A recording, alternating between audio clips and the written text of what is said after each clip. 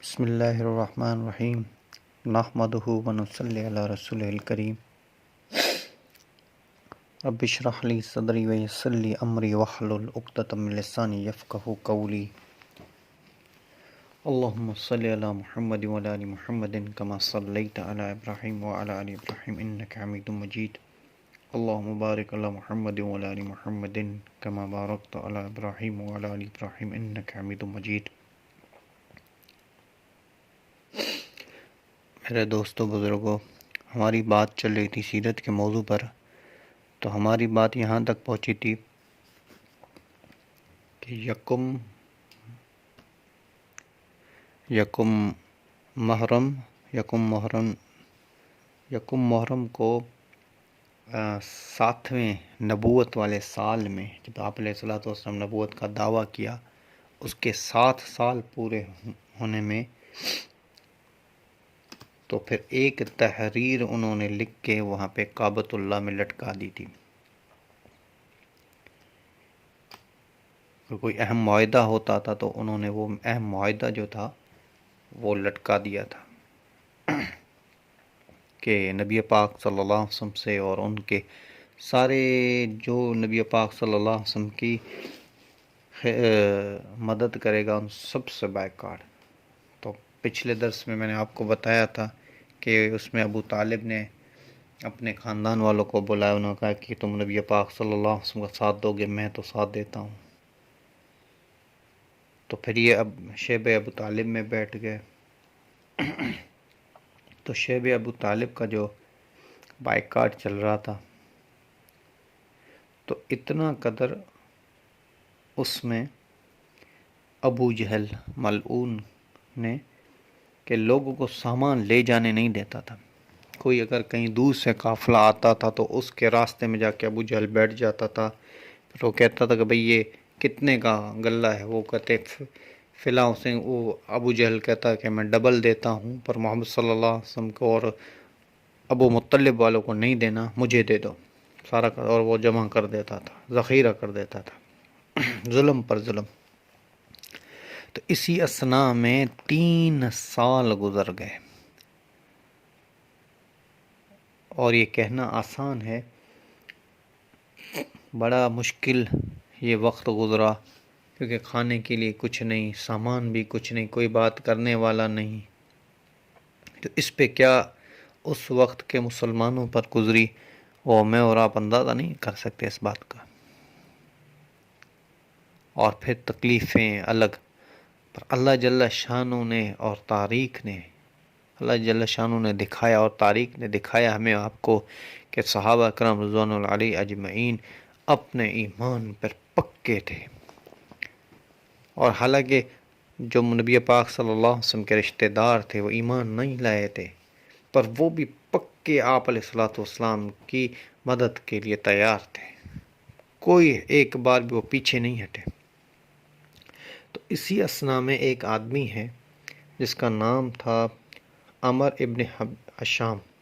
اس کے دل میں آیا کہ بھئی یہ ہم کیا کر رہے ہیں، کیسے بائیکاٹ، بھئی ہم اللہ کے رسول کو نہیں مانتے، ایمان نہیں لاتے، پر یہ کیا ہے کہ ہم کسی کے کھانا بند کر دیں، کسی سے تعلقات بند کر دیں، کسی سے ہر چیز بند کر، یہ کیا، یہ کون سے ظلم پر ظلم ہم کرتے رہ رہے ہیں۔ اور قافلہ بھی آتا ہے تو اس سے ابو جہل جا کے روک، یہ ابو جہل کی کون سی منمانی ہو گئی۔ اور نبی پاک صلی اللہ علیہ وسلم کے اس سالوں میں نہ ہی آپ علیہ الصلوۃ والسلام کی اس ظلم کے بعد بھی نہ ہی ایک دن بھی آپ علیہ الصلوۃ والسلام کی دعوت میں کوئی کمی نہ آئی۔ آپ علیہ الصلوۃ والسلام کی دعوت اسی زور اسی شور سے چل رہی تھی، کوئی کمزوری آپ کی دعوت میں نہیں آئی۔ تو عمر بن حشام جو تھا، اس نے کہا میں اکیلا ہوں، میں کیا کر سکتا ہوں۔ پھر وہ گئے حکیم بن حزام کے پاس۔ حکیم بن حزام کو کہا بھئی یہ کیا ظلم ہے۔ حکیم نے کہا ہاں میں بھی تمہارے ساتھ ہوں، یہ تمہاری بات صحیح ہے۔ تو یہ دونوں گئے حضرات، انہوں نے کہا بھئی ہمارے ساتھ تیسرا آدمی بھی ہونا چاہیے، ہم دو تو کچھ نہیں کر سکتے۔ پھر تیسرا انہوں نے ایک ظہور آدمی ہے، ظہور نام کے آدمی، ان کے پاس گئے، انہوں نے بھی ان کا ساتھ دے دیا۔ پھر انہوں نے کہا بھئی اب اتنے آدمی ہم 3 تو اتنے قریش مکہ کا تو مقابلہ نہیں کر سکتے نا. تو ابو البختیاری جو تھے، جنہوں نے پہلے حضور اقدس صلی اللہ علیہ وسلم کی مدد کی، جو پہلے درس میں گزر چکا ہے کہ انہوں نے کھانا بھیجوانے کے لیے حکیم کی مدد کی اور ابو جہل کو مارا، ان کے پاس گیا. انہوں نے کہا ہاں تمہاری بات تو صحیح ہے بھائی، یہ تو بڑا ظلم ہے، میں بھی تمہارے ساتھ ہوں. پھر عبداللہ بن اسود کے پاس گئے. عبداللہ بن اسود نے کہا ہاں بھائی تمہاری بات تو صحیح ہے، میں بھی تمہارے ساتھ ہوں. تو یہ 5 لوگ مل کے دارالندوہ میں گئے. یہ 5 لوگ مل کے دارالندوہ میں گئے، اور دارالندوہ میں ان میں سے ایک نے اٹھ کے سرداروں کے سامنے ایک بات کی کہ بھئی یہ کیا ظلم ہے کہ ایک آدمی پر تم ایمان نہیں لاتے، آپ علیہ الصلوۃ والسلام پر تم ایمان لاؤ یا نہ لاؤ، بات کی بات ہے، پر اس سے بائیکاٹ کرو، یہ کیا ظلم پر ظلم. اس پہ نہ ہی اسے کھانے کے لیے دیتے ہو، نہ ہی کیا، ہر چیز سے تم لوگوں نے مقاطعہ کر دیا ہے، بائیکاٹ کر دیا ہے، ہر چیز سے. تو ابو جہل کھڑا ہو گیا. ابو جہل نے کہا تم چپ ہو جاؤ، یہ تم لوگ کیا کہہ رہے ہو. تو انہوں نے کہا ابو جہل تم چپ ہو جاؤ. وہاں سے ایک دوسرا آدمی اٹھ کے آیا، پھر وہاں سے بھی ایک آدمی اٹھ کے ابو جہل کی طرف سے، حکیم والوں کی طرف سے ایک اور اٹھ کے آیا، وہاں سے بھی ایک اور اٹھ کے آیا. تو جب 5 آدمی ان کے اٹھ گئے تو ابو جہل کے آدمی بھی اٹھے. تو ابو جہل خاموش. ابو جہل نے کہا بھئی یہ تو 5 قبیلے ہیں، بائیکاٹ کے چکر میں ان میں آپس میں نہ جھگڑا ہو جائے. تو اس نے ایمان قبول نہ کیا، پر کتاب لکھتے ہیں کہ بڑا ذہنی آدمی تھا ابو جہل، تاریخ میں آتا ہے. دنیا کے لحاظ سے اس کے بعد علم بہت تھا، وہ چپ ہو گیا. اس نے کہا بھئی یہ 5 اگر قبیلے آپ علیہ الصلوۃ والسلام کو مل گئے تو آپ علیہ الصلوۃ والسلام کی اور زیادہ طاقت مضبوط ہو جائے گی، کیونکہ یہ تو سارے قریش کے سرداروں میں سے تھے نا، یہ 5 سردار تھے، اور اس کے نیچے بہت سارا ایک قبیلے ہوتے تھے ان کے پاس. تو انہوں نے کہا کہ بھئی ابو جہل چپ ہو گیا. انہوں نے 5 نے کہا کہ بھئی ہم اس تحریر کو پھاڑ کے پھینک دیں گے آج کے آج ہی. اور وہ گئے کعبے میں اور دیکھا کہ اللہ کی شان اسے پہلے ہی دیمک نے کھا چکی. دیمک جو تھی اس کو لگ چکی تھی، وہ بالکل ٹوٹ گیا تھا، اس کی آخری ستریں بھی نہیں بچی ہوئی تھی. تو وہ لا کے انہوں نے کہا بھئی یہ دیکھو تم نے جو ظلم کیا ہے، ابو جہل تم لوگوں نے اور قریش مکہ والوں نے جو ظلم کیا ہے، یہ دیکھو اللہ بھی اس سے، کعبے والا رب ہے وہ بھی اس سے ناراض ہے، وہ بھی اس ظلم کے خلاف ہے. تو پھر انہوں نے آ کے اور یہ معاہدہ ٹوٹا، اور اس کو ٹوٹتے ٹوٹتے 3 سال لگ گئے. 3 سال کا عرصہ تھا.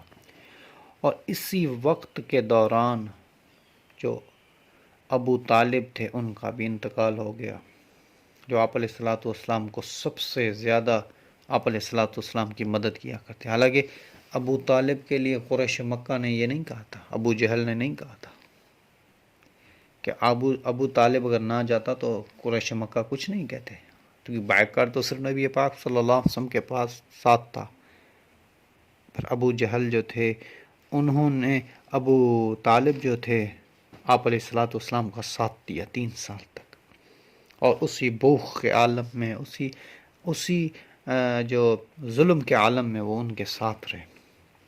تو آپ علیہ الصلوۃ والسلام کو بڑی دل میں چاہت تھی کہ میرے چاچا نے جو میرے دین کے لیے اتنی محنت کی، اتنی خدمت کی، میرے چاچا کلمہ پڑھ لے. پھر آپ علیہ الصلوۃ والسلام جب بہت بیمار تھے تو آپ علیہ الصلوۃ والسلام کے پاس گئے اور کہا کہ چاچا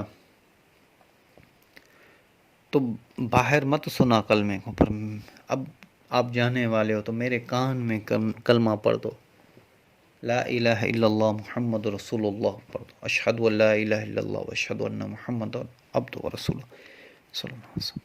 یہ پڑھ لیں کلمہ تاکہ میں قیامت کے دن آپ کی شاہدی ہوں کہ میرے چاچا نے میرے کان میں کلمہ پڑھا تھا. تو چاچا نے کہا بھتیجے یا محمد،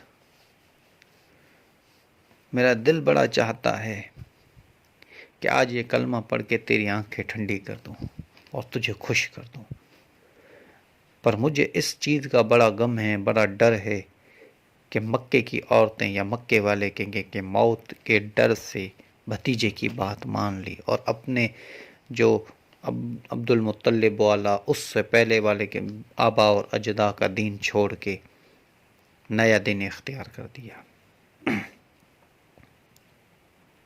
تو پھر انہوں نے جو ہے اسی عالم میں وفات پا گئے۔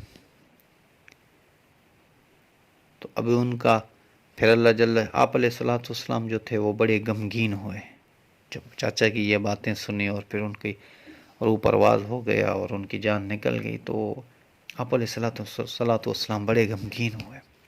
تو اللہ پاک جل شان نے قرآن کی آیت میں بھیجی جس کا مفہوم ہے، اے میرے حبیب، آپ جس کو چاہے ہدایت نہیں دے سکتے، جس کو ہم چاہیں اس کو ہدایت دے سکتے ہیں، جس کو ہم چاہیں اسے ہدایت دے سکتے ہیں۔ اور اسی سال میں ہی 3 مہینوں کے بعد کچھ